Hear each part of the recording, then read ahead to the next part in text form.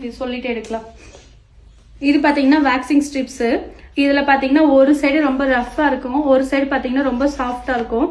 இது ஏன் நம்ம எப்படி பார்த்து யூஸ் பண்ணணும் அப்படின்னா, இந்த கேப் இருக்கிற பிளேஸில் பார்த்தீங்கன்னா நம்ம எடுத்தோம் அப்படின்னா வேக்ஸ் ஃபுல்லாகவே இதில் ஃபில் ஆகிட்டு உங்களுக்கு வந்து ஹேண்டில் இருக்க ஹேர் ரிமூவ் பண்ண விடாமல் லாக் பண்ணிடும். அதே இந்த சைடு நம்ம எடுக்கும் போது வந்து பார்த்தீங்கன்னா வேக்ஸ் மேலேயும் அப்ளிகேஷன் சூப்பராக வந்துடும்.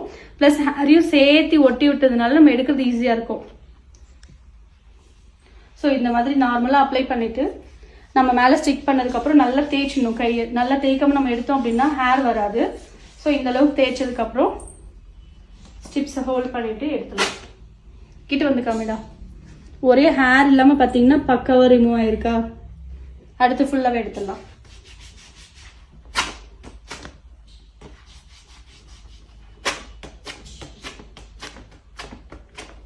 ஒரு விஷயம் உங்களுக்கு சொல்லணும், நான் அப்ளிகேஷன் பண்ணும்போது ஒன்று சொல்ல மறந்துட்டேன்.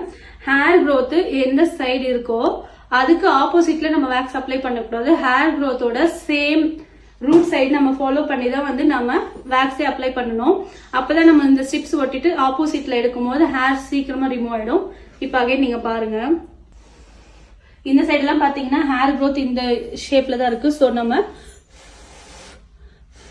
அப்ளை பண்றதே பாருங்க, இப்படிதான் நம்ம அப்ளை பண்ணுவோம். அப்பதான் நமக்கு எடுக்கிறது ஈஸியா இருக்கும்.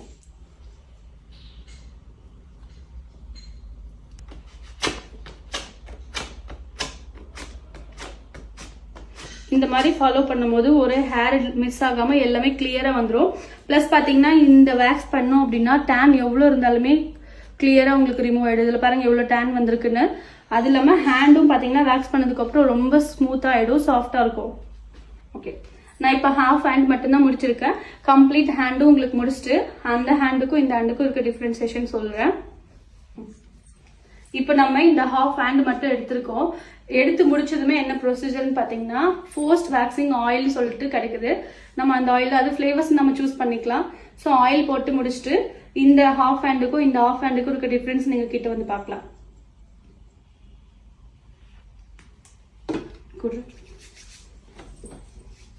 நம்ம ஆயில் எதுக்காக போடுறோம் அப்படின்னா கொஞ்சம் வேக்ஸ் ஏதாவது இருந்துச்சுன்னா பிச்சு பிச்சு இல்லாம இருக்கும். பிளஸ் என்னன்னு பாத்தீங்கன்னா ஸ்வெல்லிங்கோ இல்லைன்னா வந்து ரொம்ப ரெட்டிஷா இருக்குனாலுமே ஆயில் போட்டது கொஞ்சம் காம் டவுன் ஆயிடும். அதுக்காக தான் நம்ம போடுறோம். இப்போ ஹேண்ட் ஹேண்டுக்குறா. இப்போ இந்த கைக்கும் இந்த கைக்கும் நீங்க நல்லா டிஃபரன்ஸ் பார்க்கலாம். இதுல நல்லாவே டேன் இருக்கு. இது நல்லா ஸ்மூத்தனா உங்களுக்கு ஷைனிங்காவே ஆயிடுச்சு. கை ஒரே ஹேர் கூட மிஸ் ஆகல. நம்ம ஒரு டைம் தான் எடுத்திருக்கோம். சூப்பரா கிளியர் ஆயிடுச்சு. எப்படி இருக்குன்னு சொல்லிட்டு மறக்காம கமெண்ட் பண்ணுங்க, ஃபாலோ பண்ணுங்க, லைக் பண்ணுங்க, ஷேர் பண்ணுங்க.